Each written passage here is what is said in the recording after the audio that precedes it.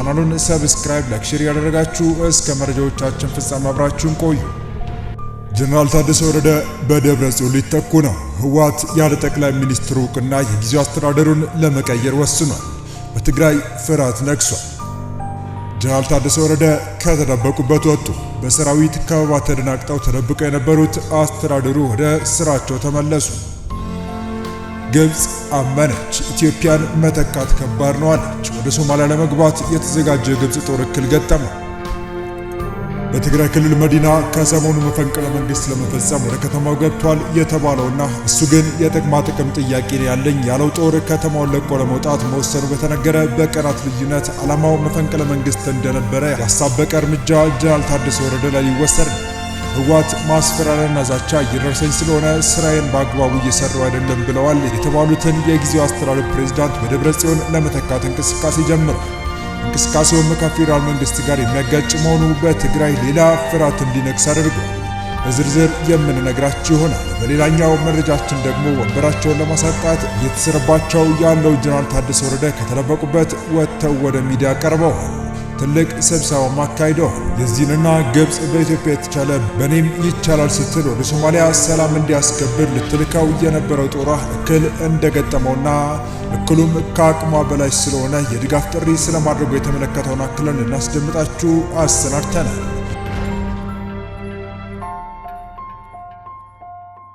ከሰሞኑ በትግራይ ክልል መፈንቅለ መንግስት ሊካሄድ ነው እየተባለ በየማህበራዊ ሚዲያው በስፋት ሲነገር የነበረው እውነት ለመሆን የቀረበ መስሏል። በትግራይ ክልል በፖለቲካ መሪዎች፣ በጦር መሪዎች መካከል እርስ በርስ እየተፈጠረ ያለው መቀማመርም ቀጥሏል። ህወሓት ደብረጽዮን ገብረ ሚካኤልን በዚህ ሳምንት በይፋ በጀነራል ታደሰ ወረደ ለመተካት እየተንቀሳቀሰ መሆኑ ከትግራይ የሚወጡ መረጃዎች ጠቁመዋል። የፕሪቶሪያው ስምምነት በህዝብ የተመረጠን የክልል መንግስት በማፍረስ ከ4 ኪሎ በሚሾሙ ምስለኔ እንድንተዳደር አድርጎናል የሚሉት እነ ደብረጽዮን የዛሬ 5 ዓመት አካባቢ የተካሄደውን ምርጫ ተከትሎ ደብረጽዮን ፕሬዝዳንት የሆኑበት መንግስት የመመለስ እቅድ እንዳላቸው ይታወቃል። ታዲያ ይህን ፍላጎት መሬት ላይ ለማውረድና ደብረጽዮን ወደ ጊዜው አስተዳደር ወንበሩ ለማምጣት እንቅስቃሴ ላይ መሆናቸው ነው የታወቀው። ነገር ግን የጊዜው መንግስቱ ፕሬዝዳንት የመሾም ስልጣን የጠቅላይ ሚኒስትሩ እንደሆነ ይታወቃል። ከፕሪቶሪያው ስምምነት በኋላ ደብረጽዮን የክልሉ ጊዜያዊ መንግስት ፕሬዝዳንት እሆናለሁ ብለው ቢያስቡም በጠቅላይ ሚኒስትር አብይ አህመድ ፊት ይሁንታ አላገኙም። ጌታቸው ረዳ መሾማቸው የመቀሌው ፖለቲካ መገፋት አንሮት የቆየ ሲሆን በአቶ ጌታቸው ምትክ ጀነራል ታደሰ ቢሾም አሁንም ተመሳሳይ ውጥረቶች ተፈጥረዋል። ህወሓት ማዕከላዊ ኮሚቴ ባጸደቀው የሥራ አፈጻጸም ግምገማና ቀጣይ አቅጣጫዎች መሰረት የድርጅቱ ከፍተኛ አመራሮች የምክክር መድረክ ከዛሬ ህዳር 29 ቀን 2018 ዓ.ም ጀምሮ እያካሄደ ነው። በመድረኩ ላይ ከዞን እስከ ወረዳ ድረስ የሚገኙ የህወሓት አመራር ኮሚቴ አባላት የተገኙ ሲሆን ማዕከላዊ ኮሚቴው ባጸደቀው የ14ኛው ድርጅታዊ ጉባኤ ውሳኔዎች አፈጻጸም ግምገማና ቀጣይ አቅጣጫዎች ላይ ተመስርቶ ውይይት እያካሄደ መሆኑን የተነገረ። በዚህ መድረክ ላይ ጀነራል ታደሰ ወረደ ይገኙ አይገኙ ግልጽ መረጃ ባይኖርም ህወሓት ግን የጊዜው አስተዳደሩን በደብረጽዮን ለመተካት ያዘጋጀውን እቅድ መድረኩ ላይ ለአባላቶቹ ያቀርባል ተብሎ ይጠበቃል።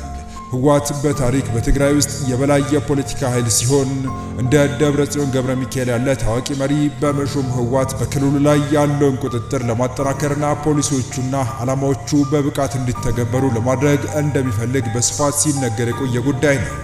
ደብረጽዮን ከፌዴራል መንግስት ጋር ከተፈጠረው ግጭት በኋላ በህወሓት መሰረት መካከል ድጋፍ ማሰባሰብና የፓርቲውን ገጽታ መመለስ የሚችል ሰው ተደርጎ ይታያል። የሱ አመራር በትግራይ ውስጥ የህወሓት አስተዳደር ቀጣይነትና ህጋዊነት ስሜት ሊሰጥ ይችላል ተብሎ የሚታሰበው። በትግራይ ክልል ውስጥ ያለው ወቅታዊ የፖለቲካ ሁኔታ ውስብስብ የፖለቲካ አካባቢን ፈጥሯል። ህወሓት የጊዜው አስተዳደር የአመራር ለውጥ በክልሉ ውስጥ ያጋጠሙትን ተግዳሮቶች በተሻለ ሁኔታ ለመፍታት ያስችላል ብሎ ስለሚያምን የጀነራል ታደሰ ወረደን ከስልጣን ማስወገድና ደብረጽዮንን መተካት ቅድሚያ የሚሰጠው ጉዳይ ሆኗል።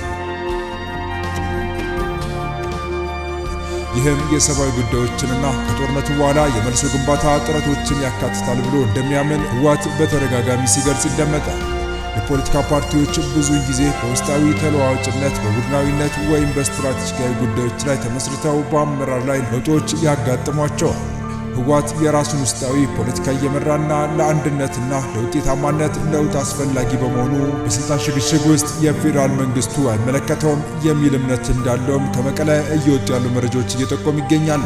ህወሓት እንደ ደብረጽዮን ያለ የታወቀ ፖለቲከኛ መሾም በትግራይ ህዝብ መካከል ስለ ህወሓት ያለው የህዝብ ግንዛቤ ለማሻሻል ይረዳል ብሎ እንደሚያምንም የተገለጸ ሲሆን በተለይም ለፍላጎቶቻቸውና ለጥቅሞቻቸው የተሻለ ድጋፍ መስጠት እንደሚችልም እርግጠኛ መሆናቸውም ተነግሯል። ይህ በእንዲህ እንዳለም ለቀናት ጠፍተው የነበሩት የትግራይ ጊዜያዊ አስተዳደር ፕሬዝዳንት ሌተር ጀነራል ታደሰ ወረደ ዛሬ ወደ ሚዲያ ብቅ ብለዋል።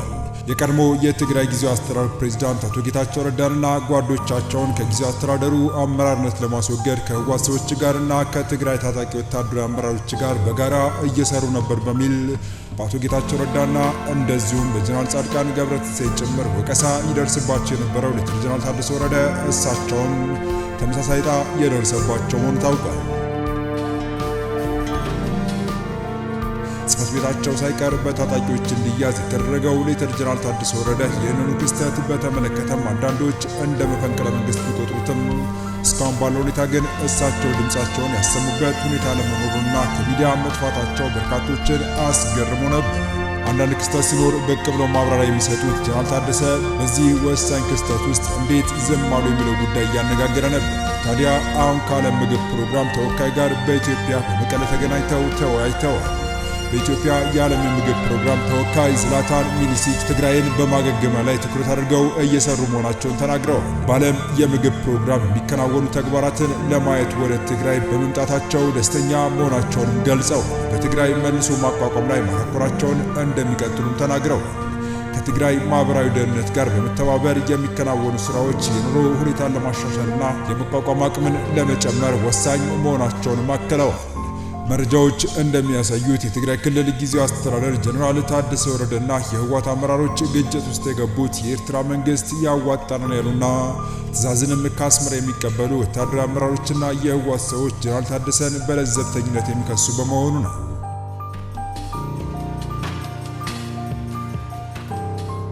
ሌተር ጀነራል ታደሰ ወረደ ከአዲስ አበባ ሹመትን ተቀብለው መቀለ ሲገቡ ከተቀበሏቸው ኃላፊነቶች መካከል አንደኛው ከኢትዮጵያ ሉዓላዊነት ጋር በተያያዘ ያልተገባ ግንኙነት ማድረግ በተመለከተ አጥብቆ መከላከል የሚገባቸው መሆኑን የሚያመለክት ነው።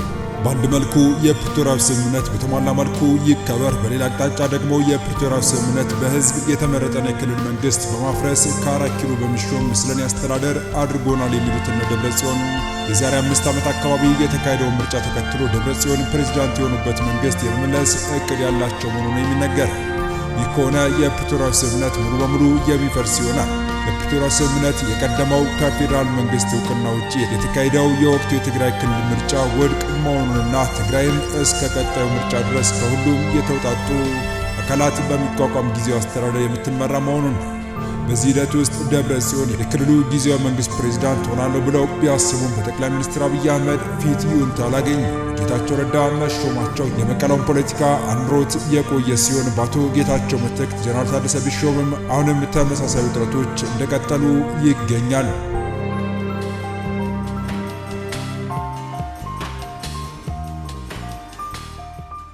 በቀጣይ መረጃ ሶማሊያ እንዳንገባ የበጀት እጥረት እንቅፋት ሆኖብናል ሲሉ የግብጽ የውጭ ጉዳይ ሚኒስትር ተናገሩ። የግብጽ የውጭ ጉዳይ ሚኒስትር ባድር አብዱላቲ በኳታር እየተከናወነ ባለው ዶሃ ፎረም ላይ ባደረጉት ንግግር በሶማሊያ ያለውን ችግር ለመቅረፍ ዓለም አቀፍ ቅንጅት እንደሚያስፈልግ አስረድተዋል። በንግግራቸው አንዳንድ አካላት ቀጠናውን የፉክክር ሜዳ ለማድረግ ጥረት እያደረጉ ነው ያሉት ሚኒስትሩ ጨምረውም እንደዚህ አይነት አካሄድ ለሶማሊያ የግዛት አንድነትና በቀይ ባህር አካባቢ ላለው መረጋጋት ስጋት እየፈጠረ መምጣቱን አስታውቀዋል።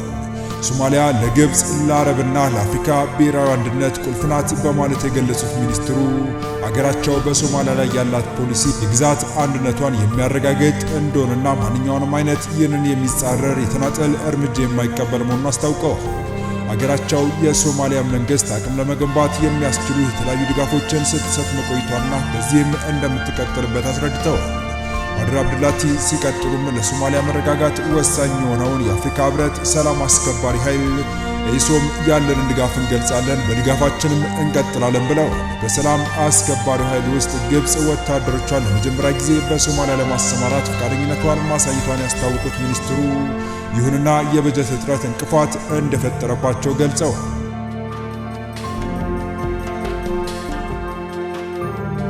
ከቀድሞ ሰላም አስከባሪ ኃይል ወደ አዲሱ ኤሶም በሚደረገው ሽግግር ላይ የበጀት እጥረት ማጋጠሙ የሶማሊያን መረጋጋት ስጋት ውስጥ እንደከተተው ጠቅሰውም ዓለም አቀፉ ማህበረሰብና አጋሮች በአስቸኳይ የገንዘብ ድጋፍ እንዲያደርጉ ጥሪ አቅርበዋል። ከኢትዮጵያ ጋር በአባይ ግድብ ምክንያት በገቡበት ውዝግብ የሀገራቱ ጦር በሶማሊያ መገናኘት ትልቅ ትኩረት ስቦ የነበረ ሲሆን አሁን ግብጽ ወደ ሶማሊያ አምርቶ ሰላም ማስጠበቅ ለሁሉም የተፈቀደ እንዳልሆነ የሚያመለክት መግለጫ ነው በውጭ ጉዳይ ሚኒስትሯ በኩል ያሰማችው። በኢትዮጵያ የተለያዩ ዲፕሎማሲያዊ ብልጫ እየተወሰደባት የምትገኘው ግብጽ ከሰሞኑም ታላቁ ህዳሴ ግድብን በተመለከተ ከኢትዮጵያ ጋር ተጨማሪ ውይይት እንደማታደርግ በውጭ ጉዳይ ሚኒስትሯ ባድር አብዱላቲ በኩል ገልጻ ነበር። ከቢቢሲ ፎክስ ኦን አፍሪካ ጋር ቃለ ምልልስ ያደረጉት የውጭ ጉዳይ ሚኒስትሩ ላለፉት 13 ዓመታት የተደረጉ ውይይቶች አንዳችም መፍትሄ አላመጡም ብለው ነበር። የህዳሴ ግድቡ ከተመረቀ በኋላ በኢትዮጵያና በግብጽ መካከል ያለ ግንኙነት የበለጠ መሻከሩን ጠቅሰው በዚህ መካረር ምክንያት ዓለም አቀፉ ማህበረሰብ ስጋት ሊሰማው እንደሚገባም ተናግረዋል። ባለፉት 13 ዓመታት በሀገራቱ መካከል የተደረገው ውይይት ውጤት ባለማስገኘቱ ግብጽ በዓለም አቀፍ ሕግ መሰረት የውሃ ደህንነቷን እንደምታስከብር አክለዋል። ከዚህ ቀደም ከኢትዮጵያ ጋር የተደረጉ ውይይቶች ምንም ውጤት ባለማስገኘታቸው በቀጣይም ንግግር ማድረግ አስፈላጊ አይደለም ብለዋል የውጭ ጉዳይ ሚኒስትሩ። የግድቡ ጉዳይ ከኢትዮጵያ ጋር ካለን የሁለትዮሽ ግንኙነት ጋር የሚያያዝ ነው ያሉት ሚኒስትሩ ግድቡን እንደ ተናጠል እርምጃ ነው የምንቆጥረው ብለዋል። አክለውም ሕገ ወጥ ነው ሲሉ የመንግስታቸውን አቋም አንጸባርቀዋል። ግድቡን ከዓለም አቀፍ ሕግ ጋር የሚጣጣም አይደለም ሲሉ የገለጹት የውጭ ጉዳይ ሚኒስትሩ ዓለም አቀፍ ሕግ በግልጽ እንደሚለው ማንኛውም ድንበር ተሻጋሪ ወንዝ በዓለም አቀፍ ሕግ መሪዎች መመራት አለበት። ይህም ማለት ማሳወቅንና ጉዳት አለማስከተሉን ማረጋገጥ ያስፈልጋል በማለት አብራርተዋል። ከአንድ ወር በፊት ግብጽ ብሔራዊ ጥቅሟንና የውሃ ደህንነቷን ለማስጠበቅ አስፈላጊ የሆኑ ሁሉን እርምጃዎች እንደምትወስድ ፕሬዝዳንት አብዱል ፈታህ አልሲሲ መናገራቸው ይታወሳል። ታዲያ ግብጽ ወደ ሶማሊያ ለሚያቀናው ጦር የበጀት እጥረት እንዳጋጠማት የገለጸችው ይህንን ከገለጸች ማግስት ነው። የተወደዳችሁ የቻናላችን ቤተሰቦች ለአሁኑ ለእናንተ ይመጥናሉ ብታረንጧቸውም ታተርፉባቸዋላችሁ ብለን የመረጥንላችሁ ዕለታዊ መረጃዎቻችን እስካሁን ያደመጣችኋቸው ነበሩ። በተመሳሳይ ሀገራዊና ቀጠናዊ ጉዳዮች እንዲሁም ዓለም አቀፋዊ የጂኦፖለቲካ ወታደራዊና አነጋጋሪ ክስተቶችን ዕለት በዕለት ተከታትለን በትኩስ ይዘን እንደምንቀርብ እያሳወቅን የቻናሉ ቤተሰብ ካልናችሁ ሰብስክራይብ፣ ቪዲዮን ላይክ እና ሼር በማድረግ ተደራሽነታችን ታሰፉ ዘንድ አክብሮታዊ ግብዣችን። አበቃን። ሰናይ ጊዜን ተመኘን።